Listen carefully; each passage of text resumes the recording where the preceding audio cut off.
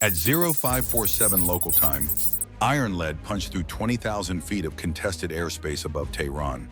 One pilot, one jet, 8 JDAMs, and a targeting pod painting a clean infrared signature on a Revolutionary Guard command center below.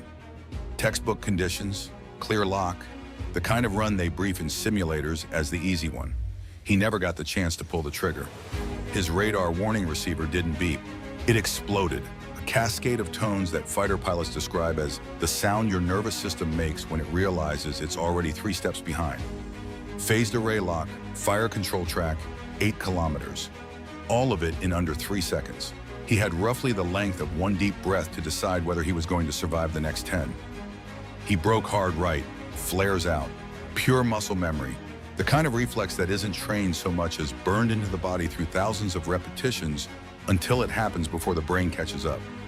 Against a radar-guided Torum-1 surface-to-air missile, flares are largely irrelevant. They won't fool it, but the break itself, 7 Gs of desperate geometry, shifted his aspect angle fast enough that the Tor's seeker couldn't correct in time. The missile streaked past, close enough that Iron Lead would have trouble describing the distance without laughing uncomfortably for the rest of his life. He was alive, off-heading, wrong altitude, 8 JDAMs still on the rails, targets somewhere behind him in the smoke. Alive was enough for now, but here's the detail that makes this particular Torum-1 engagement more than just a near-miss statistic. That launcher had already been destroyed. Satellite imagery had confirmed it 2 days prior. It was crossed off the target list. Nobody was looking twice. What the satellites couldn't capture was a second IRGC crew driving out to that bombed-out crater, setting up inside the wreckage and waiting, silent, radar off, for exactly this moment. The Iranians weren't just defending, they were studying, reading coalition battle damage assessments the way a chess player reads his opponent's last move. One confirmed kill meant one location the strike package wouldn't recheck, and they had used that assumption as a weapon. It worked for exactly 90 seconds. Above Tehran, 90 other aircraft, F-35I Adirs, F-16 Baraks, and F-15I Ra'ams, were descending toward their assigned aim points, and the trap had already been sprung. The Torum-1 crew hadn't fired to shoot down a jet. They had fired to transmit data. In the 90 seconds between that first radar pulse and the moment an F-35I Adirs overhead the Narmak district put the battery permanently out of business, the crew had done something far more valuable than launch a missile. They got on the radio, bearing, altitude, heading, the full approach vector of the entire Barak formation, broadcast on an IRGC frequency running through the civilian cellular network, a network the coalition hadn't jammed. And here's why that decision made perfect strategic sense and cost them dearly at the same time. Destroying the phone infrastructure of a country you're trying to liberate is not a winning strategy. Every downed cell tower is a propaganda image. Every severed civilian line is a recruitment poster. So the network stayed up. And the Iranians had spent months learning exactly how to use that against a strike package operating under rules of engagement that valued precision over total blackout. The Tor crew was already gone by the time their transmission finished. Their data was already across the city. 12 kilometers west, an Adir rolled onto the IRGC Cooperative Foundation, the financial headquarters that bankrolls proxy networks across the Middle East, wedged between 2 flanking buildings like a target framed by goalposts. One viable approach axis, the pilot threaded it. A Spice precision bomb punched through the 4th floor. The charity that had funded rockets was now accepting donations in rubble. East of the city, Ra'am weapons officers at Parchin were timing their bomb releases between inbound Tomahawk impacts, dropping ordnance in the gaps the way you'd thread traffic on a freeway. Except the consequences of mistiming weren't a fender bender. They were a fratricide incident over one of the most heavily defended airspace corridors on the planet. But it was southeast of Tehran, where the Tor crew's final transmission was about to pay its most dangerous dividend. A Baber 373 battery commander had been operating in what the Iranians call ghost mode, pulsing his Mirage 4 search radar in 2-second bursts. Just long enough to build a targeting snapshot, never long enough to attract an anti-radiation missile. It's a technique borrowed from every serious air defense doctrine since Vietnam. The moment your radar stays on long enough to be interesting, it becomes a target. Now he had a bearing and an altitude handed to him from a crew that had just sacrificed their launcher to provide it. He swung the Mirage 4 to that azimuth and powered to continuous fire control track. Think of the Bavar 373 as Iran's domestically produced answer to the Russian S-300, built under sanctions, with 4 Sayed-4 missiles and a claimed engagement range pushing 200 kilometers. Whether that makes it impressive or alarming depends entirely on your confidence in Iranian quality control. What is not debatable is the geometry. Every Barak and Ra'am on that bearing just entered its engagement envelope. The F-35I Adirs could survive it. Stealth geometry makes a clean radar track against them nearly impossible. But the Baraks were hauling dozens of bombs on external pylons. Their radar cross-sections were, in technical terms, a barn door compared to a marble. Those pilots had a very different problem. The same Adir pilot who had just neutralized the Tehran caught the Bavar going active on his sensors. Second retask in 2 minutes. He rolled south and put a weapon on it. 20 seconds later, the Mirage 4 went dark for good. 2 SAM engagements in 3 minutes. 0 assigned ground targets hit. The IRGC Intelligence Directorate in Narmak, a functioning command node still coordinating Iranian security forces across 4 eastern districts, was standing untouched. And the Adir that should have been over that building was now transitioning south after its second retask of the morning. Fuel burning, weapons bay lighter, assigned aim points still glowing on a display nobody was looking at. This is what layered air defense is actually designed to do. Not necessarily shoot down jets, disrupt the geometry, pull the precision assets off their targets long enough for the clock and the fuel gauge to finish the job that missiles couldn't. For the Barak flights descending into southern Tehran, the Iranians had a different weapon entirely. One they hadn't manufactured, hadn't deployed, and couldn't turn off. 4 days of smoke. Granite Flight's second Barak 4 ship passed through 18,000 feet and watched its targeting feed deteriorate in real time. 15,000 feet, worse. 12,000, the infrared image looked like the inside of a dirty aquarium. The city below had been burning since day 2, and a fuel depot downwind of the southern districts had been producing a particulate haze dense enough to defeat every targeting sensor that depended on line of sight. Half of Granite Lead's weapons were Spice precision bombs, a standoff glide munition that uses scene-matching technology to guide itself. Think facial recognition, but for buildings. A preloaded rooftop image compared in real time against what the seeker sees. Accurate to less than 3 meters in clean conditions. Through 4 days of accumulated smoke, the seeker saw nothing it could match. GPS backup gave 10-meter circular error probable. In open terrain, that's acceptable. In a dense urban environment where IRGC command centers share load-bearing concrete walls with apartment buildings, families on the other side, 10 meters is the difference between the correct window and the wrong building entirely. These pilots weren't going to cross that line. They held.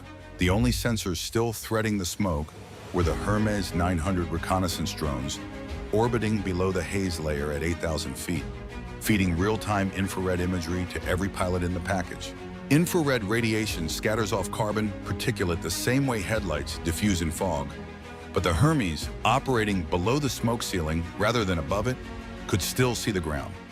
Every other sensor in the package, targeting pods, synthetic aperture radars on the high jets, satellite feeds, was looking down through the haze from above and seeing nothing actionable.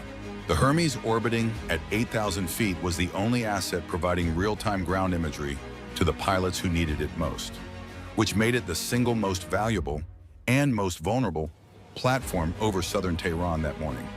22 kilometers west, an Iranian Yak-130 armed with R-73E infrared missiles was already closing on one of those drones.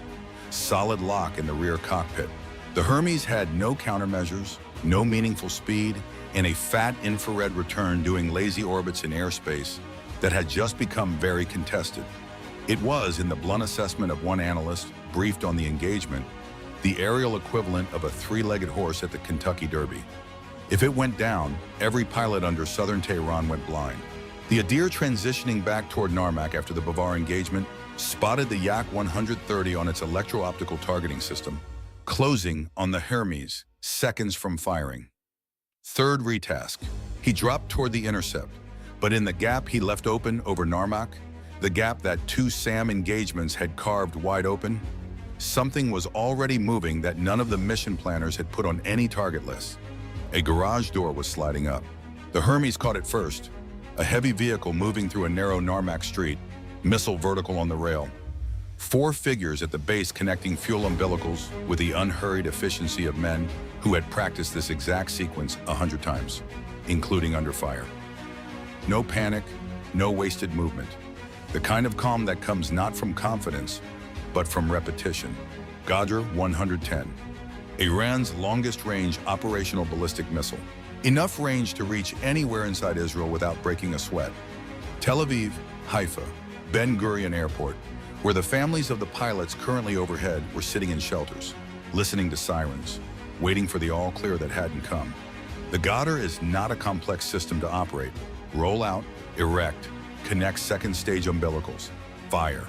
If this crew had been prepping inside that garage, and the calm, practiced movements on the infrared feed suggested exactly that, this missile could be airborne in under 30 minutes, pointed at a city with no military value except the people living in it. The KAOC, the Combined Air Operations Center, directing every aircraft in the strike package from a hardened bunker hundreds of miles away, processed the Hermes feed and made the call in seconds. Retask, granite lead, nearest Barak, nearest weapon. The IRGC command center, 6 kilometers north, would have to wait. A functioning ballistic missile pointed at Israel took priority over everything else on the board. Granite lead acknowledged. Now came the part that doesn't translate well into briefing slides. Single-seat cockpit, no weapons officer to handle targeting geometry while he flew the jet. Right hand on the stick managing an attack profile that hadn't existed 3 minutes ago. Left hand punching new GPS coordinates into a GBU-31 that had been programmed until 30 seconds ago for a completely different aim point on the other side of the city. Radar warning receiver cycling. Tactical frequency carrying transmissions from 90 jets simultaneously. Residual smoke making every sensor reading a negotiation rather than a confirmation. Reprogramming a 2,000-pound JDAM in a single-seat cockpit while descending through contested airspace is, by any reasonable measure, a task that exceeds the design workload capacity of one human being. Pilots train for it anyway, because the alternative is worse. Imagine updating your GPS destination while merging onto a highway during a thunderstorm. Now make the GPS a precision-guided bomb. Make the highway an airspace corridor where 4 different threat systems are actively looking for you. And make the wrong turn a ballistic missile reaching Tel Aviv in 11 minutes. That's the math Granite Lead was working. 14 kilometers north, a Barak over the Pasteur district caught a 3-second gap in the smoke. A gust off the Alborz Mountains, shoving the haze just far enough for a spice seeker to find its match. Ministry of Intelligence, 3rd floor. The scene-matching algorithm locked the roofline profile and the bomb was already gliding before the smoke closed back in. A sub-meter hit through a window that existed on the seeker's display for less time than it takes to sneeze. 1 building down, dozens still standing. Over Labazin, another Barak pilot orbited a confirmed IRGC logistics center with 2 JDAMs on the rails and a problem no bomb could solve. The Hermes feed showed civilians moving along the adjacent street, a single block from the aim point. He circled, fuel burning, clearance hadn't come.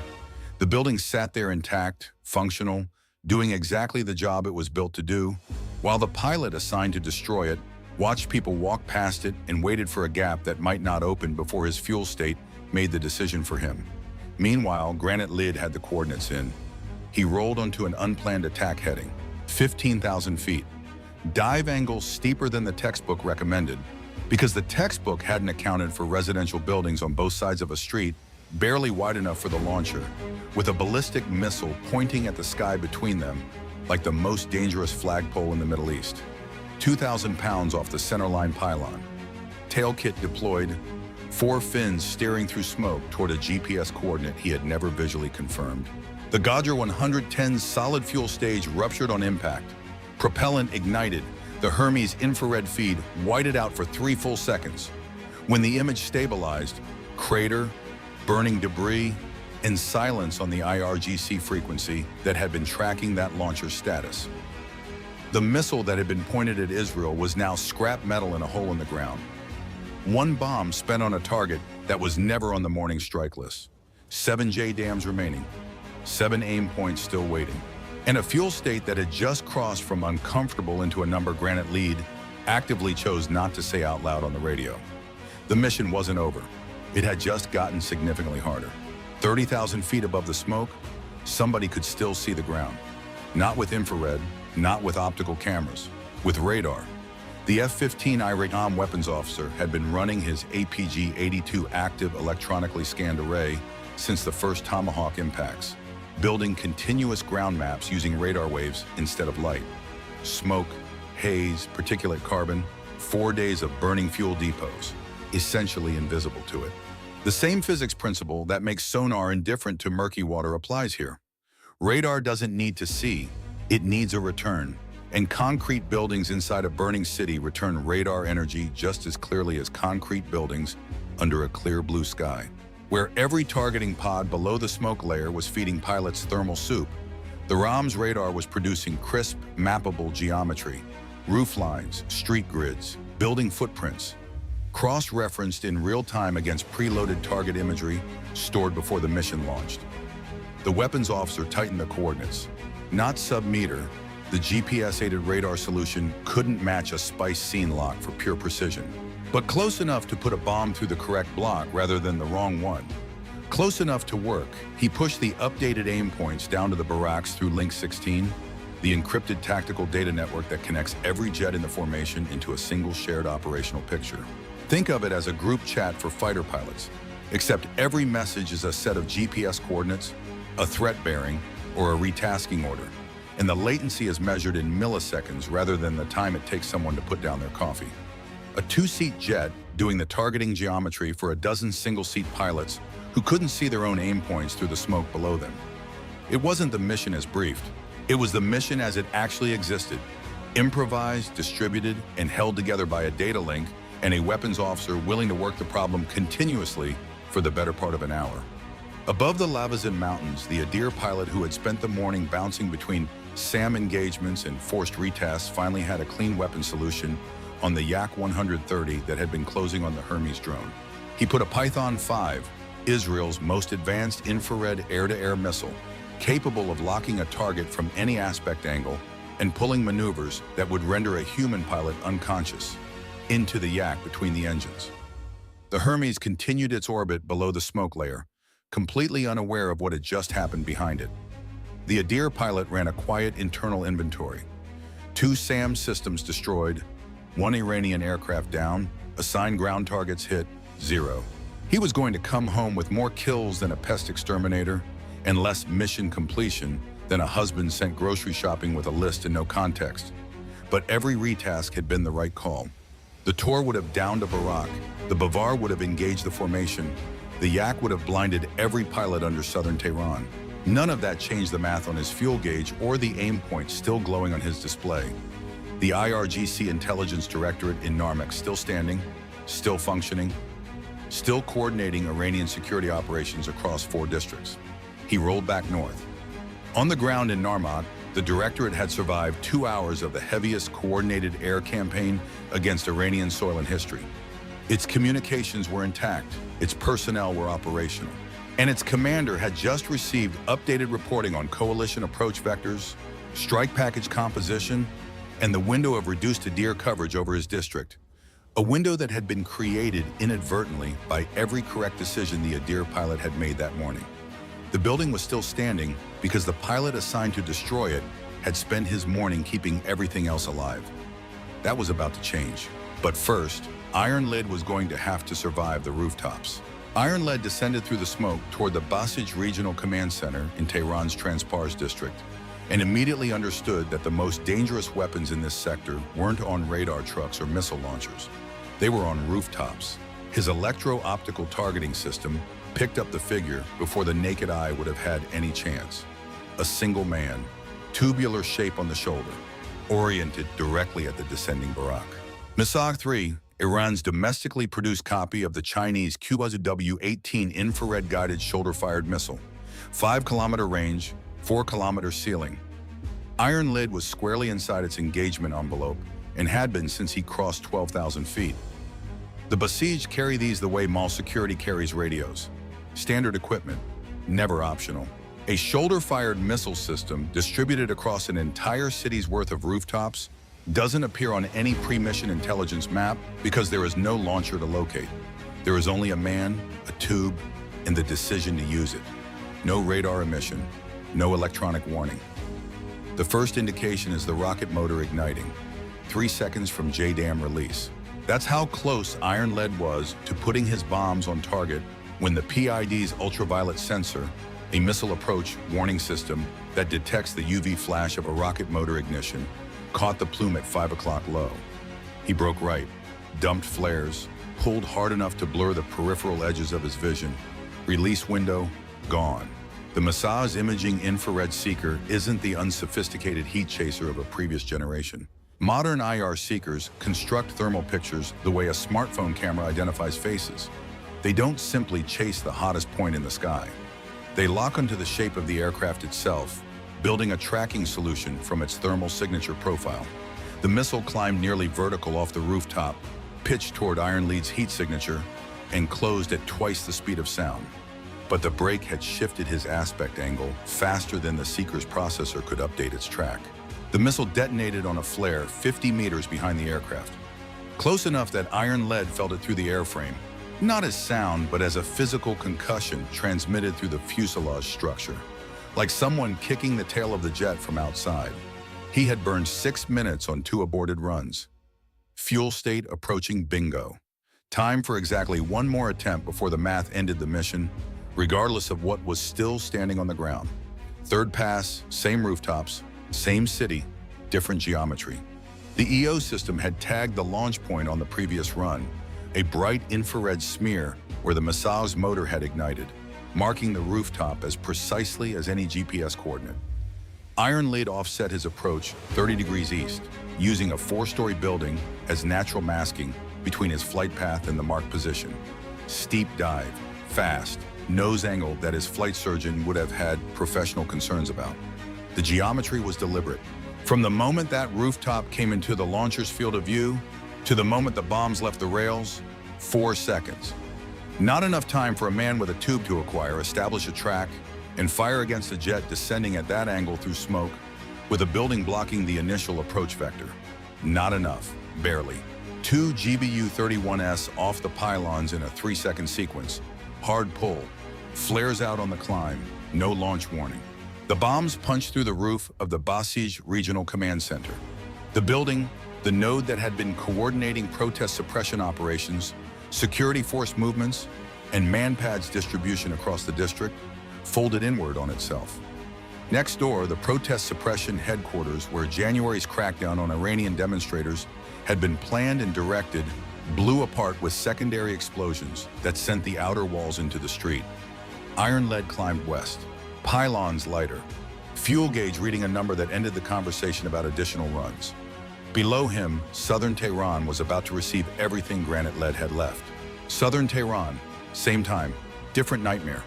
Granite Lead rolled into his 7 remaining aim points through smoke so thick the targeting pod returned nothing but thermal static. The southern district sat directly downwind of a fuel depot that had been burning since day 2.